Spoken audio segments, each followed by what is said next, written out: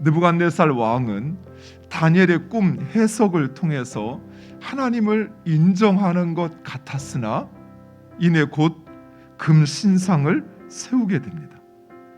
느부갓네살 왕은 바벨론이 곧 멸망할 것이라는 다니엘의 그 꿈 해석을 듣고 나름대로 자신의 통치와 권력을 공고히 하고자 신상을 만들어 경배하게 하였던 것입니다. 느부갓네살은 자신의 꿈으로 인하여 마음이 번민하였다가 그 꿈 해석을 통해서 하나님께서 역사의 주관자이시라는 사실을 깨닫게 되었습니다. 알게 되었습니다.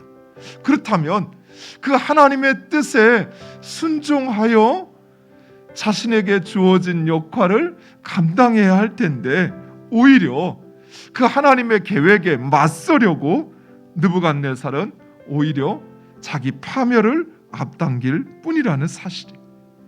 마치 바로가 이스라엘 백성들을 내보내는 것이 하나님의 뜻인 것을 알면서도 그 뜻에 맞섰다가 그와 그의 모든 군사들이 나일강에 수장되었던 것처럼 말입니다. 사랑하는 성도 여러분, 인간의 지혜로움이 하나님의 어리석음만 못하고 인간의 강함이 하나님의 약함보다 못하다는 사실을 우리는 잊지 말아야 합니다. 따라서 우리는 오직 이 땅의 주인이시며 주관자이신 그 하나님의 뜻을 구하고 나의 계획을 하나님께 맡겨야 합니다. 결코 내 계획이 하나님의 뜻과 또 하나님의 계획보다 앞서서는 안 된다라는 것입니다.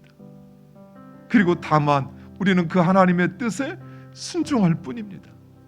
그리하면 하나님께서 이루어 가십니다. 무엇보다도 하나님의 뜻에 맞서려는 이러한 인간의 계획은 결국 실패할 수밖에 없습니다.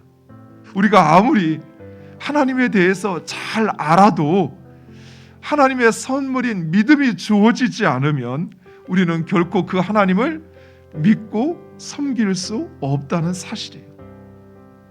따라서 우리는 우리에게 믿음을 주신 하나님께 감사해야만 합니다. 느부갓네살 왕은 금신상을 세우고 모든 관리들을 낙성식에 참석하게 하여 그 나팔 소리가 들릴 때 신상에게 절하라 라고 합니다. 절하지 않는 자는 맹렬히 타는 풀무불에 던져 넣을 것이라고 경고합니다. 하지만 다니엘의 세 친구들, 그들은 신상 숭배를 거부하자 그 꿈 해몽 과정에서 소외되었던, 주도권을 빼앗겼던 바벨론의 이 지혜자들, 이 갈대아인들이 이 다니엘의 세 친구를 참소하게 됩니다. 그들은 없는 사실까지 덧붙여서 다니엘이 왕을 섬기지도 아니하며 그리고 왕이 세운 금신상에 절하지도 않는다라고 이야기합니다. 성경은 사단을 이야기할 때 참소하는 자라고 이야기합니다. 나의 문제점, 나의 약한 것을 지적할 때 맞습니다. 나는 그런 약한 존재입니다. 맞습니다. 나는 그런 실수투성이 죄인입니다. 이처럼 오히려 우리 자신을 변명하고 정당화하는 것이 아니라 우리 자신의 실체를 우리가 인정하고, 그러나 예수님께서 그런 나도 불쌍히 여겨주셔서 그 보혈로 이제 의롭게 되었습니다. 이제 의롭게 살려고 합니다. 이제 하나님께서 나를 긍휼히 여겨주셔서 그래서 나도 잘해보려고 합니다. 그래서 나도 이제 하나님의 뜻 가운데 살아가려고 하는 존재일 뿐입니다 라고 스스로를 인정한다면 오히려 우리를 참소하려는 그 유혹을 우리는 이겨낼 수 있다는 사실이에요.